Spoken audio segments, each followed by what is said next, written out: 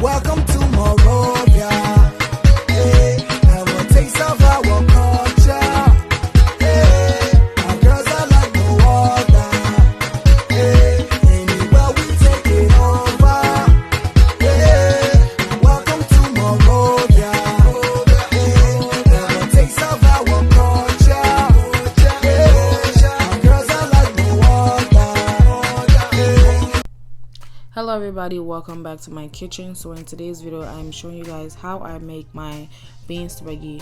So I'm starting off by washing my beans first, and I am using 1.5 bags of red beans. The bags weren't really that big, but I will recommend, if you are cooking for more than 6 people, to use 2 bags, and if you're cooking for less than 6 people, to use like 1.5 bags. So after washing my beans, I just add enough water and allow my beans to cook for 2 hours. I did not add anything to the beans. I just allow it to cook by itself. No onions, no seasoning, nothing. So after cooking for about 2 hours, this is what the beans look like, and this is what it felt like. That's how it would look like inside. So I didn't like it that hard. I wanted it to be a little bit softer, so I'm adding enough water so it could cook a little bit more. And at this time I will be adding my my habanero peppers and my onions and my seasonings, and I'm just gonna let this cook for another hour, and then yeah, I'll show you guys what it looks like after that.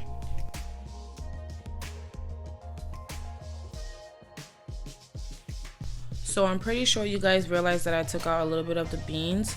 Like I said before, if you are cooking for less than 6 people, to make sure you cook 1.5 bags of beans or 1 bag of beans, because I don't know why, but beans tend to reproduce when they're cooked. So now I'm just seasoning my meat, or the meat that I'm gonna be adding to my soup. I have some dry fish, dry boni. I have crabs. I have pork meat, beef, goat meat. I basically have everything in that pot. So you could basically cook your soup with whatever pot you want, whatever meat you want. Yeah, it's up to you. So this is what my beans look like after they are cooked, just like I like it. Soft enough, it's not too hard. This is exactly what I wanted, and I allowed that beans to cook for another 1 hour, I believe. I think I said that before, but yeah. After adding the water, I allowed the beans to cook for 1 hour. And this technique is actually like a very old technique, using like the glass cup or bowl or whatever that you could find. I like this method because sometimes I don't know if it's everybody, but I like to have some of the beans left, like the whole beans, into the soup. So I just like to use this method because it don't really crush every single one of them. It just crush as much as it could. But if you do want to blend, you could also still blend your beans. So after my meats are done cooking, I'm just stirring it up a little bit, and you will see that I cook my chicken feet separately from my other meats, because the chicken feet actually cooks a little bit faster than regular meats. So I cook my chicken feet separate, and now I'm just adding it to the soup. So if you have like chicken feet or fish or anything like that, you'll want to add them now. Well, no, don't add the fish now, because if you have, I don't have any fish in this one, but if you have fish, make sure to not add it now, because when you do add the beans, you'll need to have to actually stir the soup a lot, because when you add the beans, the oil, the soda, you're gonna have to stir the soup a lot. So do not add your fish at this point, because it will get crushed. So after adding all my meat together, my crab, my chicken feet, my meat, whatever, I am adding my beans into the pot, and as you can see, not all the beans are crushed, and that's how I wanted it. So after adding my beans, I'm just gonna stir that in and make sure that it looks perfect, like that.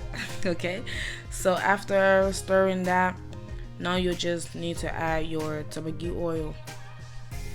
And I will advise that when you do go to the African store, don't try to do it yourself. If you don't know what the Torborgee oil look like or what it smells like, make sure you ask somebody, because I have made a lot of mistakes with red oil and Torborgee oil.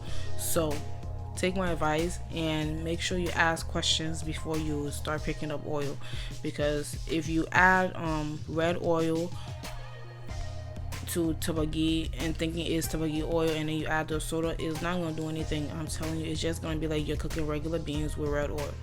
So make sure you ask questions and make sure you get the right oil and get the right ingredients. So after adding the oil, you're just gonna add your soda. You could use, they call this kui soda, and they sell these at African stores and stuff. And if you don't have kui soda or you don't have contra soda, you can use baking powder, but just make sure you don't add too much of the soda or the powder into the soup, because just like the simplest mistake can ruin the soup. So just make sure you're adding the right amount. As you can see, I just eyeballed it. I don't really know how to measure food. I'm sorry for the people who actually want me to measure my food, because I don't. I'm sorry. But anyways, after making this, after stirring, you're just gonna turn off your stove and make sure you allow it to cool off before you start eating. And for some reason, I'll just let you guys hear this part, because this is the type of reaction I like when people eat my food. Oh yes. Oh, Sanaya. These are the reactions that we need in life. Yeah, at least you know your food good.